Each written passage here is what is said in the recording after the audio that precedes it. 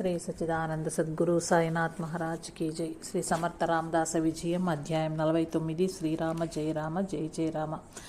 తాళ మృదంగములకు నమస్కారం చేయు పద్ధతి. శ్రీ నిత్యానంద యోగి నిత్యానుష్ఠానములు తీర్చుకుని వచ్చేసరికి శిష్యుడైన విద్యాసాగరుడు పరిశుద్ధుడై ద్విగుణీకృతోత్సాహముతో శ్రీ సమర్థ రామదాస స్వామి వారి లీలలను శ్రవణం చేయుటకై వేచి ఉన్నాడు. గురుదేవుల రాకతో దిగ్గున లేచి వారికి పాదాభివందనం ఆచరించాడు. వారి అనుమతితో కూర్చుండిన విద్యాసాగరుని చూచి చాలా సంతోషంగా కనిపిస్తున్నావు, ఏమి విశేషమో అని పలకరించగా, గురుదేవ, శ్రీ సమర్థుల వారి లీలలను మననం చేస్తూ ఉంటే ఎంతో ఉత్సాహం కలుగుతున్నది. ఆనాడు వారి సన్నిధిని పొందిన వారెంతో ధన్యులని భావిస్తున్నామని తెలుపగా, గురువు గారిట్లనిది, నాయన, ఆనాడు ఈనాడు అనేది ఏమీ లేదు. ఏనాడు ఆ మహాత్ములను ఉపాసించాలనే బుద్ధి కలుగుతుందో వారి అనుగ్రహం తప్పక ప్రసరిస్తుంది. వారి నిత్య సత్యులే నాయన అని పలికిరి. విద్యాసాగరుడు స్వామి తర్వాతి లీలలు వినగోరుచున్నామని పలకగా, నిత్యానందులు చెప్పసాగిరి. వత్స, శ్రీ సమర్థులు కారణ జన్మలు కదా. వారు హనుమంతుని అవతారమే అయినా హనుమంతునితో వాదం పెట్టుకుని గెలిచారు, గుర్తుందా? ఒకసారి చాపల్ మఠంలో శివాజీ మహారాజ్ వచ్చిన సందర్భంగా శ్రీ సమర్థులు తన శిష్యుడైన ఉద్ధవ స్వామిని కీర్తన చేయుటకు నియమించిరి. కీర్తన ఎందు త్రయంబక గోసావి మరియు వాసుదేవ గోసావి ఇరువురు మృదంగము తాళములు మ్రోగించుటకై నియమించబడిది. శ్రీ సమర్థులు ఆసనములు అలంకరించగా కళ్యాణ స్వామియు శివాజీ మహారాజు వారును గురుదేవులకు వింజామరణము వీచుచుండిరి. బాలాజీ, నీళోజీ వారును బంగారు చేడీలు చేత జరించి నిలిచి ఉన్నారు. కీర్తన ప్రారంభమై రసవత్తరంగా సాగుచున్నది. శ్రీ సీతారాముల వనవాస సమయములో శూర్పణఖ మారు రూపం ధరించి శ్రీరాముని వద్దకు రావటము, వారు స్వయంగా బుద్ధి చెప్పకుండా ఆమెను మాయ చేసి లక్ష్మణి వద్దకు పంపుటయు, అతడు శూర్పణఖ ముక్కు చెవులు కోయుటయు రావణి కోప కారణమయ్యే, అది సీతాపహరణకు మూలమై రావణ వినాశమునకు దారితీసేదనను వృత్తాంతము చాలా సుందరంగా కీర్తించినప్పుడు మారుతి స్వయంగా ఉద్ధవస్వామి వెనుక నిలబడి పరవశంతో వినుచు తాళం వేయుచుండెను. కథ చెప్పుచున్న ఉద్ధవస్వామి పరవశంతో కథా స్వారస్యంలో లీనమై లేచి నృత్యం చేయనప్పుడు గుండ్రంగా తిరిగెను. అప్పుడు శ్రీ హనుమంతుని సింధూరం ఉద్ధవస్వామి అంగీకి తగిలెను. ఈ దృశ్యము శ్రీ సమర్థులకు దర్శనమయ్యను. మరెవ్వరికీ దర్శనం కాలేదు. వెంటనే ఉద్ధవస్వామిని కూర్చుండమని సమర్థులు సంజ్ఞ చేసిరి. తర్వాతి కథను పూర్తి చేసినాడు. హారతి అయిన పిదప శ్రీ సమర్థులు, భళ ఉద్ధవ భళ, స్వయంగా నీ కథాగానమునకు హనుమంతుల వారు తాళం రోగించినారు, కానీ నీ చిందులతో ఎక్కడ వారిని త్రోసివేస్తావోనని నేను భయపడ్డాను. నీవు ఇంకెప్పుడైనా సరే నిలబడి కీర్తన చెప్పకము, కూర్చుండియే చెప్పు, ఎందుకంటే నీ వెనుక ఆ స్వామి పారవశ్యంతో తాళం కొడుతుంటారయ్యా అని తెలిసి మా మృదంగానికి తాళములకు నమస్కరించవన్నారు. అట్లు చేసిన పిదప గురుదేవులకు నమస్కరించినాడు ఉద్ధవస్వామి. ఇంకా ముందెప్పుడైనా కీర్తనకు ముందుగానే తాళ మృదంగాలకు నమస్కరించి కీర్తన ప్రారంభించు, అవి కూడా వారి స్పర్శను పొందినాయి. నీ అంగీ చుచ్చుకోమనగానే సింధూరం అంటుకుని కనిపించింది. అందరూ ఉద్ధవస్వామి ఎంతటి అదృష్టవంతుడో అని ప్రశంసించగా, గురువుగారు, ఏమీ కాదు, దర్శనం నాకయింది, అదృష్టం నాది అన్నారు. అందరూ శ్రీ సమర్థులకే నమస్కరించి ఆ స్వామి తమరు ఒక్కరేగా అన్నారు. చిరునవ్వులు చిందిస్తూ అందరినీ ఆశీర్వదించారని నిత్యానందుల వారు చెప్పారు. తర్వాత ఒక లీలను వివరిస్తూ, విద్యాసాగర, ఎందరో పండితులు శ్రీ సమర్థుల శక్తిని ఆలస్యంగా గ్రహించారు. ఎందుకంటే ఈయన చిన్నవాడే ఇల్లు వదిలి అడవులకు పోయినాడు కావున మొరటుతనంతో అడవులలో తిరుగుచుంటాడని చాలా కాలం భావించారు. గాగాభట్టు, వామన్ పండితులు, సదాశివశాస్త్రి వంటి ఉద్దంట పండితులు శరణ పొందిన తర్వాత ఈయన సామాన్య పండితుడు కాడని అందరికీ విషయమైంది. శ్రీ సమర్థులు ఒకసారి భాగ్యనగరునకు వచ్చి కేశవస్వామిని కలిశారు. తర్వాత శివరాం గోసావి గారిని కలిసేందుకు కళ్యాణ స్వామితో పాటుగా వెళ్లారు. ఆయన తమరే నాకు సద్గురువులు అని 1 నెల రోజులు అక్కడ నిలుపుకొని శ్రీ సమర్థుల ప్రబోధాలు తాము వింటూ ప్రజలందరికీ కూడా వినిపించారు. ఒకనాడు ఆయన వ్రాసిన వేదాంత గ్రంథమును శ్రీ సమర్థుల చేతికిచ్చి పరిశీలించి తప్పప్పులు సరిచేయమని ప్రార్థించెను. శ్రీ సమర్థులు అతని కోరికను మన్నించి కళ్యాణ్కి ఇచ్చినారు. దాన్ని కళ్యాణ స్వామి పరిశీలించినారు. సరిచేయవలసిన చోట్ల గుర్తులుంచినారు. శ్రీ సమర్థులతో శివరామ స్వామి, అది చదివే వారికి కాస్త కఠినమని అనిపించవచ్చును, సరళీకరించమంటారా అని అడుగగా, శ్రీ సమర్థులు, కళ్యాణ్, నీ అభిప్రాయం ఏమి అని ప్రశ్నించినారు. కళ్యాణ స్వామి, ఏమీ అక్కర్లేదు, సులభగ్రాహ్యమే అన్నారు. శివరామస్వామి చివరగా శ్రీ సమర్థుల అభిప్రాయమును సహస్రాలతో లిఖించమని కోరగా, 5 పద్యాలతో ఆ గ్రంథ విశిష్టతను తెలిపి చేవరాలు చేసినారు. శివరామస్వామి నేను ధన్యుడనని పాదాభివందనం చేశారు. వాసుదేవ గోసావి సదాశివ శాస్త్రి ఏల్కర్ అను పండితుడు శరణాగతి చేసిన తర్వాత శ్రీ సమర్థుల వారు అతనికి వాసుదేవ స్వామి నామకరణం చేశారు. శ్రీరామనామానికి తన నాలుకను ఉపయోగిస్తామని చెప్పి వెళ్ళి ఆయన చక్కని సాధన చేస్తూ శ్రీరామార్చన చంద్రిక అనే ఒక గ్రంథం రచించాడు. దానిని తెచ్చి శ్రీ సమర్థులకు చూపి తమరి అభిప్రాయం తెలుపమని కోరాడు. శ్రీ సమర్థుల ఆ గ్రంథమును అక్కడక్కడ పరీక్షించి చూచి తీవ్రమైన కంఠస్వరంతో ఈ గ్రంథం ఇక్కడ తగదు, తీసేయి అని కోపించినారు. ఆ గ్రంథమందు అంగన్యాస కరాన్యాసములు ముద్రలు ఉదహరించబడి ఉన్నవి. సర్వులకు ఉపయోగకరమని వ్రాసినానని శాస్త్రి చెప్పినాడు. వెంటనే నీవు విద్వాంసుడవు, అందులో వ్రాయబడినవన్నీ నీకు మాత్రమే ఆచరణ యోగ్యము. సర్వులకు ఎట్లు ఉపయోగపడును? గ్రంథములందున్న సకల ఉపాసనలు ఆచరణ యోగ్యములా? గురువు ద్వారా లభించనిదే అది ఎవరికైనాను ఎట్లు ఉపయోగపడును? మారు మాట మాట్లాడకు అంటుండగానే అతనికి గొంతు మూగబోయెను. మాట్లాడుటకు చేత కాకుండాను. వెంటనే శ్రీ సమర్థుల వారి పాదపద్మములపై వాలి కన్నీరు మున్నీరుగా ఏడ్చుండెను. సమర్థులేమీ మాట్లాడకుండిరి. అప్పుడు కళ్యాణ స్వామి మొదలగు శిష్యులు ప్రార్థించచ్చు అతన్ని క్షమించి మామూలుగా చేయమని వేడుకొనిది. శ్రీ సమర్థులు మనదేమున్నది, దేశదిమురులము గోసావీలము, ఆయన శాస్త్ర పాండిత్యం ముందు మనమెంత సరిగా మాట్లాడలేని మనకున్ను వారికి నీ ఎక్కడ పొత్తు కుదురుతుందండయ్యా అన్నారు. అలా అంటుండగానే ఆయన తలపైన తమ వరదహస్తాన్ని ఉంచి జై జయ రఘువీర సమర్థ అని ఉచ్చరిస్తుంటే అందరూ ఆ నామ ఉచ్చరణ చేయగా వాసుదేవ గోసావి కూడా నామోచ్చరణలతో గొంతు కలిపాడు. ఆయన తన తప్పిదం తెలిసి వచ్చి మరలా గురుపాదాలకు ప్రణామం చేశారు. అప్పుడు శ్రీ సమర్థులు ఇలా ఉపదేశించారు. నాయనా, ఇది కలియుగము, శాస్త్ర విధానంగా ఎవరూ నడవలేదు. అందులకే శ్రీరామ ప్రభు భక్తి మార్గమే సర్వులకు అనుసరణీయమని ఆంజనేయునికి బోధించినారు. నామస్మరణంతోనే సకల కార్యసిద్ధి సకల పాప నివృత్తి కలుగునని బోధించి ఉన్నారు. దానికి విరుద్ధ మార్గమున మనం మేలపోవలేను. శ్రీవారి ఆజ్ఞ ప్రకారమే నడిచి వారి అనుగ్రహమును పొందవచ్చునని సర్వులకు విశదీకరించాలి అని బోధ చేసినారు. వాసుదేవ గోసావికి చెప్పిన ఈ వాక్యాలు మనందరికీ వర్తించినవే. విద్యాసాగర, ఎంత సులభ మార్గాన్ని సూచించారో చూచావా? మహాత్ముల ప్రతి వాక్కును సత్యవాక్యే. వారి వాక్కును సత్యం చేసేది భగవంతుడే. ఒకసారి శ్రీ సమర్థుల వారు సిర్లియా నుంచి బయలుదేరి కరవీరపురం మీదుగా బ్రహ్మక్షేత్రం బ్రహ్మణాల్లో ఆనందమూర్తి గారుండే చోటికి వచ్చారు. ఆయన సంధ్య వార్చుకుంటున్న వారల్లా లేచి స్వాగతం పలికి మఠంలోకి తీసుకుని రాగా శ్రీ సమర్థులు అక్కడ ఉన్న శ్రీ రఘునాథ స్వామి సమాధికి ప్రదక్షిణలు చేశారు. అప్పుడు ఆ బృందావనం సంతోషంతో తల ఆడించింది. ఆనందమూర్తికి ఆశ్చర్యం కలిగింది. శ్రీ సమర్థులు ఆనందమూర్తితో నీ సేవలకు గురుదేవులు సంతృప్తులైనారు. తర్వాత ఆనందమూర్తి యొక్క గురుభక్తి వర్ణించుచో 2 శ్లోకాలు వ్రాయగా తానంతటి పొగడ్తలకు అర్హుడు కానని ఆనందమూర్తి ప్రార్థించెను. వీరును మా గురుదేవులైన రఘునాథ స్వామియు ఒక్కరేనని సమర్థులను స్తుతించెను.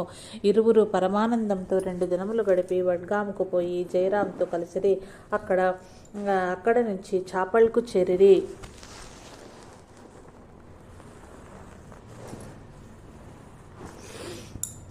భిక్ష ఇచ్చిన అవ్వకు ప్రతిఫలము. మరొకసారి ఆనందమూర్తి వద్దకు జయరామ స్వామితో కలిసి శ్రీ సమర్థులు వచ్చినారు.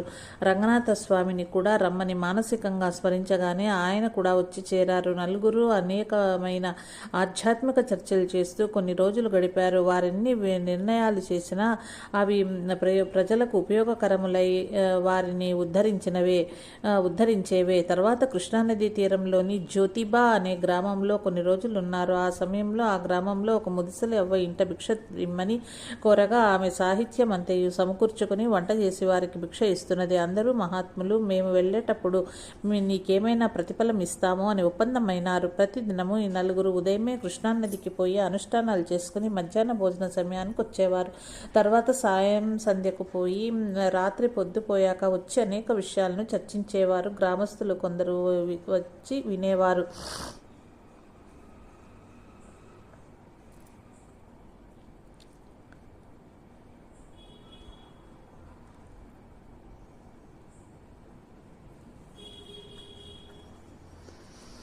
ఇలా 2-3 రోజులు గడిచిన తర్వాత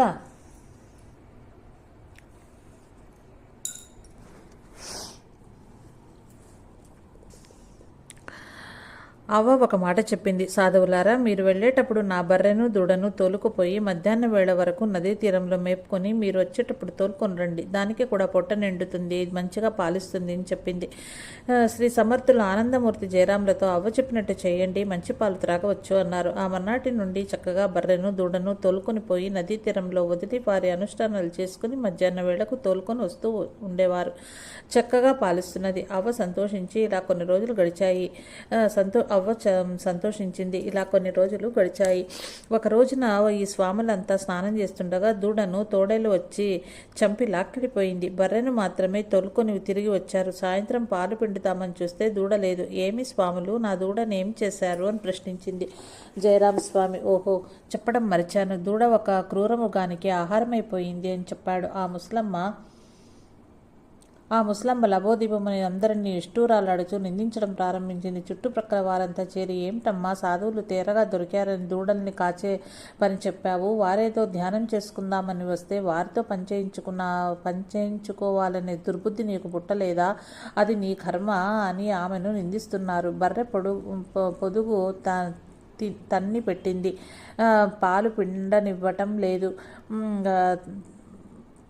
అంతలో శ్రీ సమర్థుల వారు మిగిలిన ముగ్గురు సాధువులను చూచి, ఏమి సాధువులారా, ఇన్నాళ్ళు మంచిగా పాలు పెరుగు కమ్మగా తిన్నారు, ఏమీ మాట్లాడరేం అన్నారు. వారి ముగ్గురు అంజలి ఘటించి, మేమేం చేయగలము, ఏం చేసినా సమర్థులైన పెద్దలు చెయ్యాలి అన్నారు. శ్రీ సమర్థులు లేచి ఆ బర్రె వంటిపైన చెయ్యి ఉంచి, అమ్మ గోమాత, ఇది మర్త్యలోకము, జన్మించిన ప్రతి ప్రాణి మరణించుట తప్పనిసరి. నీ దూడ పోయిందని పాలివ్వకుంటే ఈ అవ్వలా బ్రతుకుతుంది. నీవు మానవులకు ఉపాధి కల్పించి మేలుచే జాతి ఎందు జన్మించావు, చక్కగా పాలధారలు విడవమ్మ. ఈ అవ్వకు ఈ జన్మంతయు ఇట్లా సేవ చెయ్యి అని ప్రార్థనాపూర్వకంగా ఆదేశం ఇచ్చారు. వెంటనే బర్రె పొదుగు నుంచి పాలధారలు కారుతుంటే అవ్వను పితుకుమన్నారు. ఆ బర్రె తర్వాత చూలు ధరించలేదు. జన్మంతా ఆమెకు పాలిస్తూనే ఉంది. విద్యాసాగర, మహాత్ముల వాక్కును పశువులు పక్షులు కూడా ఎంతో చక్కగా ఆచరిస్తాయి. అంతెందుకు దేవతలు దయ్యాలు పిశాచాలు కూడా వారి మాటను పాటించుతారు.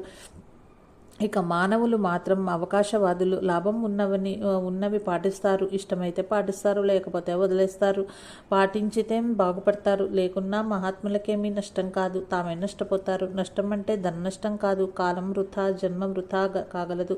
ఇది సత్యము అని చెప్పి జయ జయ రఘువీర సమర్థ ఆయన నామస్మరణ చేయగా అందరూ శృతి కలిపారు.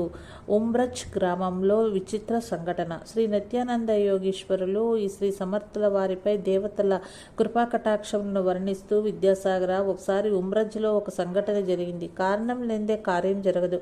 ఇది పెద్దల మాట. వేణుబాయి తన కీర్తనలో ఇలా ఉల్లేఖించింది.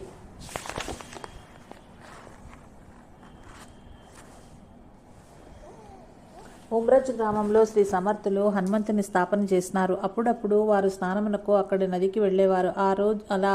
ఒక రోజున శ్రీ సమర్థులు నదిలో స్నానం చేయాలని కాలు పెట్టగానే ఒక రాయి పైన కాలు పడటం, నాచు పట్టి ఉన్నందువలన జారి వారు అమాంతం నదిలోకి పోవటం జరిగింది. పడిపోవటం త్రుటిలో జరిగిపోయింది. అలా పడి ఒకసారి పైకి వచ్చి మళ్ళీ మునిగి పైకి రాలేదు. దూరంగా ఉన్న శిష్యులు గురుదేవులు పడిపోయారని ఒకరొకరు చెప్పుకొని వచ్చే లోపలే ఆంజనేయ స్వామి వారు వచ్చి సమర్థుల వారిని పొట్టకు ఖర్చుకుని పైకి తీసుకొచ్చారు. స్వామివారికి పాద నమస్కారం చేసి సమర్థులు, ఏమి స్వామి, మీకెందుకంత శ్రమ, శిష్యమండలి ఉన్నారుగా అన్నారు. దానికి సమాధానంగా, నాకు నీతో పాటు కృష్ణ స్నానం చేయాలనిపించింది, చేశాను అన్నారు.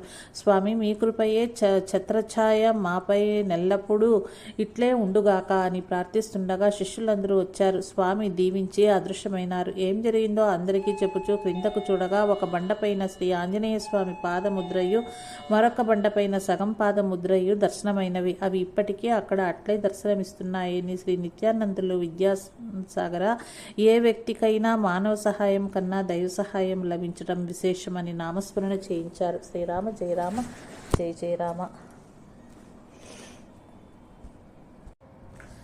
దప్పల వారికి జ్ఞానబోధ. శ్రీ నిత్యానందులు తిరిగి ఇట్లు చెప్పసాగిరి. విద్యాసాగర, భగవత్కృపకు పారము లేదు. మహాత్ములనగా నడయాడు దేవునితో సమానము. వారి కృప ప్రసరించినా చాలు. దానికి జాతి, కుల, మత భేదాలు ఉండవు. వారు ఉద్ధరించబడతారు. ఒకసారి శ్రీ సమర్థులు పాలిగ్రామానికి వెళ్లారు. అక్కడ 3 వర్గాల వారికి వాదం జరుగుతున్నదని తెలిసింది. వారందరూ డప్పులు మ్రోగించుకుంటూ ఒకరినొకరు పొడుపు కథలు పొడుస్తున్నారు. అది మరొక వర్గం వారు సమాధానం చెప్పాలి, లేకుంటే ఓడిపోయినట్లను ఒప్పుకోవాలి. ఈ విషయం వారిని అడిగి తెలుసుకుని శ్రీ సమర్థులు డప్పు అడిగి తీసుకుని వాయించుచు, నేను అడిగే ప్రశ్నలకు సమాధానం చెప్పే వారికి బహుమానం ఇస్తాను, ఓడిపోతే మీరు నా మాట వినాలి అని షరతు పెట్టారు. వారు ఈయన ఎవరో బైరాగి అని అనుకుని సరేనని డప్పు ఇచ్చారు. శ్రీ సమర్థులు డప్పు వాయించుచు, భూమి బరువెంత, ఈ బ్రహ్మాండంలో ఎన్ని సముద్రాలున్నాయి, మన శరీరంపైన ఎన్ని రోమాలున్నాయి అని ముగ్గురికి 3 ప్రశ్నలు వేశారు. వారు ఏ ఒకదానికి సమాధానం చెప్పలేకపోయినారు. డప్పులన్నీ క్రింద పెట్టి ఓడిపోయినామని వారి పాదాలు పట్టుకుని, మీరు మీ డప్పుల వాద్యంతో పాటు ప్రతిరోజు కొన్ని గంటలు శ్రీరామ జయరామ జయ రామ అంటూ గ్రామంలో 4 వీధుల్లో తిరుగుచు భజన చేస్తామని నాకు మాట ఇవ్వండి అన్నారు. వారు అట్లే చేస్తామన్నారు. తదుపరి ఒక పెద్ద మనిషి, ఆ గ్రామవాసి వచ్చి, ఈయనే శ్రీ సమర్థుల వారు, శివాజీ మహారాజ్ గురువు అని అందరికీ ప్రకటించగా, వారు డప్పులు మ్రోగించుకుంటూ రామనామంతో ఊరంతా శ్రీ సమర్థుల వారి కీర్తిని చాలు చెప్పారని చెప్పి తర్వాతి విషయాలను ఈ విధంగా చెప్పసాగిరి. ఒకసారి శివాజీ మహారాజ్ వారు చాపల్ మఠానికి వచ్చారు. అప్పుడు స్వామి సమర్థ రామదాస్ వారు అక్కడే ఉన్నారు. ఆశ్రమంలో అన్ని వసతులు చక్కగా ఉన్నాయి. ఆశ్రమ ఖర్చులు ఉత్సవాల సందర్భంలో అయ్యే ఖర్చులు ఎలా నడుస్తున్నాయని విచారించారు. శివాజీ వారికి ఇక్కడ రాబడి కన్నా ఖర్చు ఎక్కువ అని తెలుసును. గురుదేవులు కష్టపడకూడదని ఆయన అభిప్రాయము. శ్రీ సమర్థులతో ఈ విషయమై సంప్రదించగా, శ్రీరామప్రభు సంస్థానంలో ఏమీ లోటుపడదు, నీకెవరో తప్పుడు సమాచారం అందించి ఉంటారని అన్నారు. అట్లు కాదని ధాన్యము, వస్త్రాలు, పప్పు దినుసులు తమ సంస్థానం నుంచి పంపగలము, అనుమతించవలసిందిగా ప్రార్థించను. ఎట్టకేలకు సరి, నీ ఇష్టం అన్నారు సమర్థులు.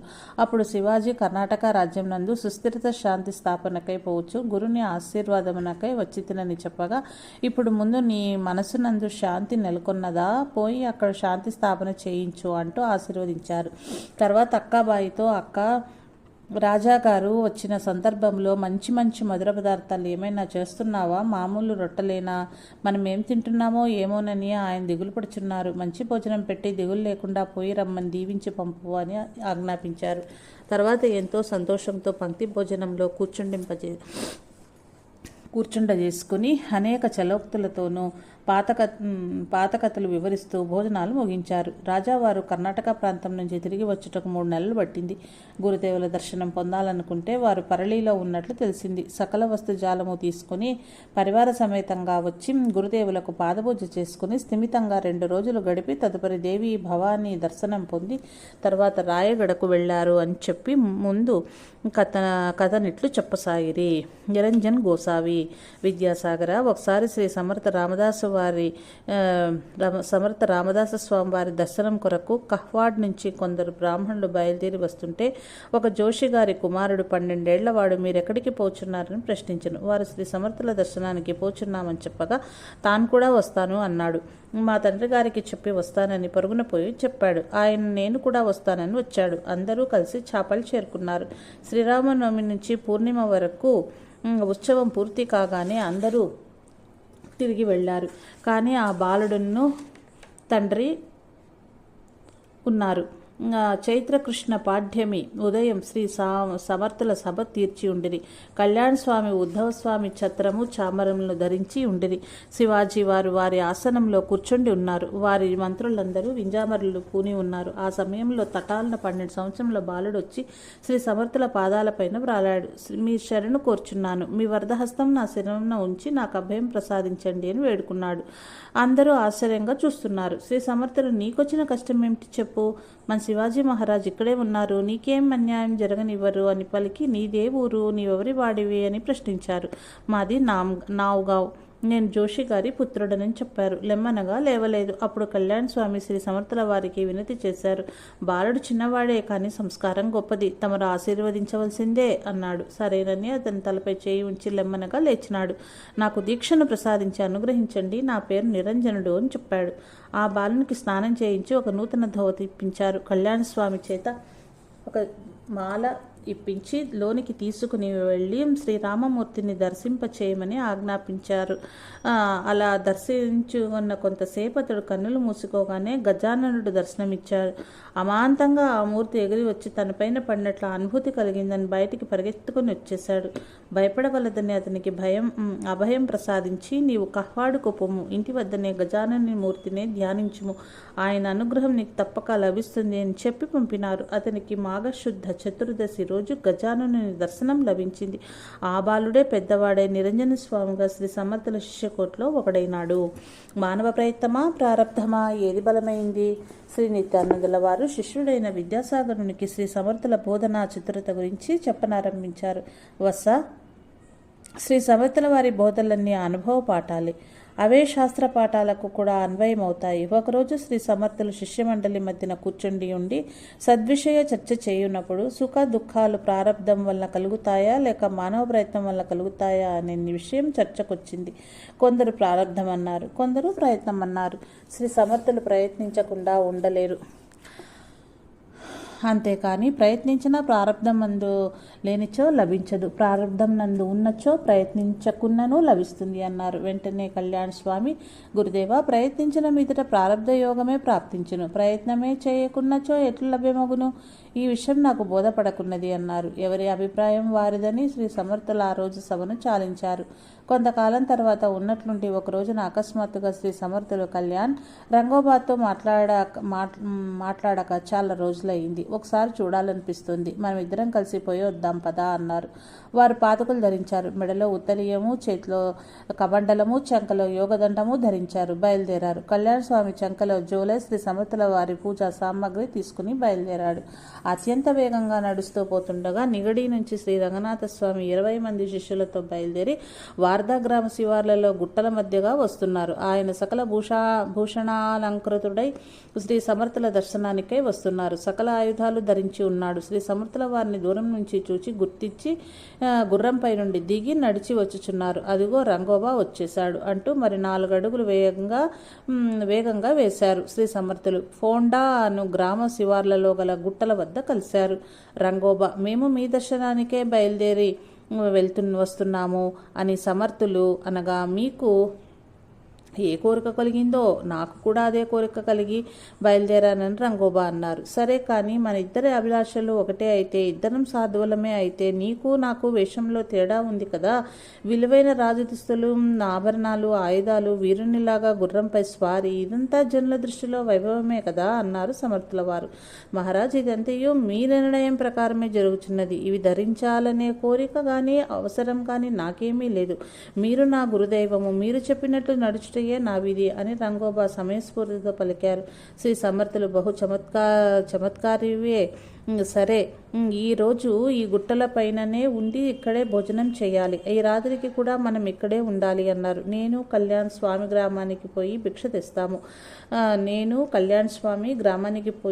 తెచ్చదము, నీవు నీ శిష్య మండలి ఇక్కడే ఉండండి అని పలికి గురు శిష్యులు ఇరువురు భిక్షకై వెళ్లారు.